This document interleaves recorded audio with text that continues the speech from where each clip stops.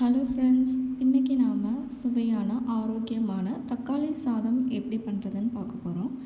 இது காய்கறிகள், சுண்டல் வகைகள்லாம் சேர்த்து பண்ணுறனால இது இன்னும் கொஞ்சம் கூடுதல் சுவையாகவும் ஆரோக்கியமாகவும் இருக்கும்.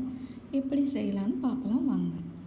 இதுக்கு தேவையான பொருட்கள்: தக்காளி, கேரட், பீன்ஸு, பச்சை மிளகாய்.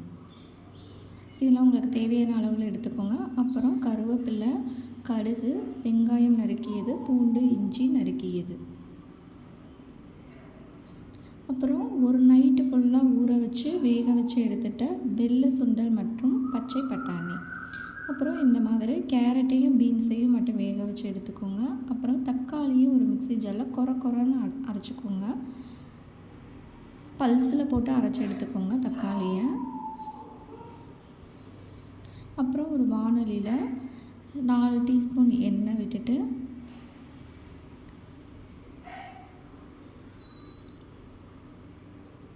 கடுகு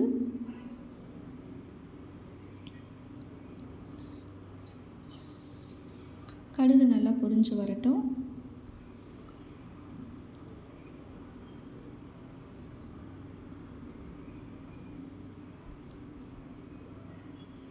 பச்சை மிளகா,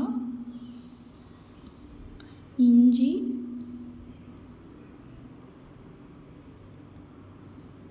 பூண்டு.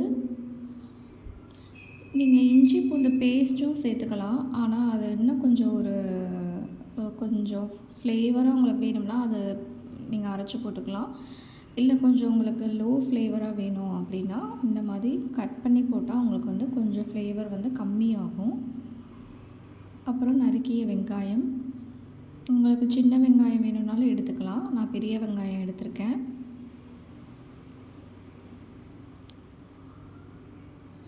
நல்லா இப்படி வதக்கிக்கணும்.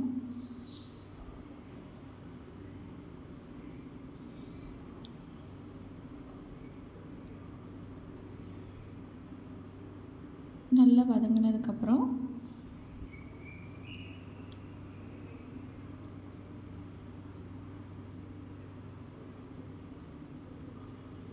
நம்ம அரைச்சி வச்சு, அதாவது கொரன்னு பல்ஸில் போட்டு அரைச்சி வச்சுருந்த தக்காளியை போட்டு நல்லா இதுவும் வதக்கணும்.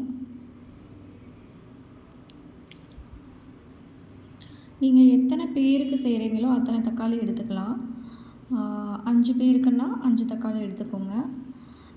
ஏன்னா இதில் காய்கறிகள் சுண்டல்லாம் போடுறனால கொஞ்சம் கூடுதலாகவே உங்களுக்கு வரும். இந்த மாதிரி சுண்டல், வேக வச்ச சுண்டல், அப்புறம் வேக வச்ச காய்கறிகளை சேர்த்து நல்லா வதக்கி எடுத்துக்கோங்க. தேவையான உப்பு, அப்புறம் சாம்பார் தூள், அப்படி இல்லைன்னா வெறும் சிவப்பு மிளகாய் தூள் பவுடர் சேர்த்து இப்படி நீங்கள் நல்லா மிக்ஸ் பண்ணிக்கோங்க.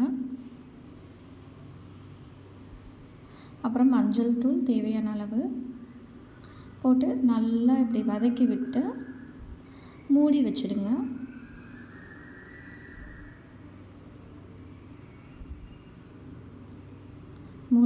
மூடி நல்லா இந்த மாதிரி எண்ணெய் பிரிஞ்சு வர வரைக்கும் நீங்கள் நல்லா வதக்கணும்.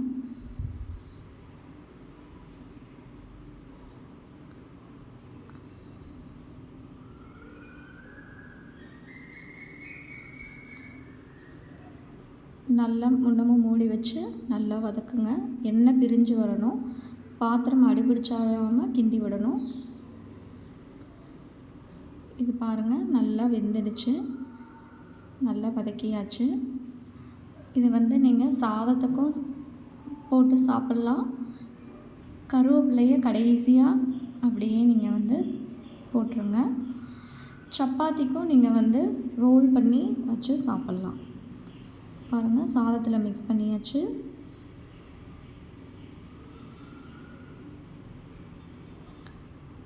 இங்கே பாருங்கள், சுவையான தக்காளி சாதம் ரெடி.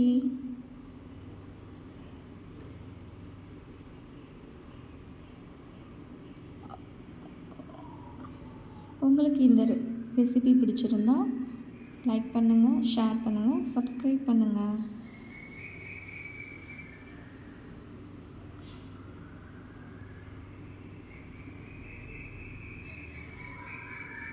நன்றி, வணக்கம்.